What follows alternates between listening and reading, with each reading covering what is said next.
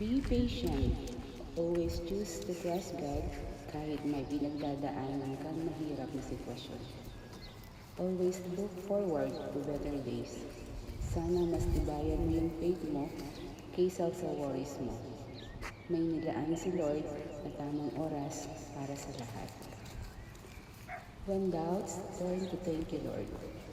May mga panahon talaga sa sobrang down, pati yung paraan ni Lord, naka-question natin. Bakit? Bakit ganito? Bakit ang tagal? Parang every time na ginagawa natin, mas lalo tayong napufail. But God will eventually show us how. Waiting and trusting Him really matters. Pag dumating na yun para sa'yo, mapapathank you Lord ka na lang. Kaya always trust Him. Tapos minsan iisip mo, ang dami na rin palang meron ako na dati pangarap ko lang. Lord, salamat po. Hindi ko mararating to kung wala ka.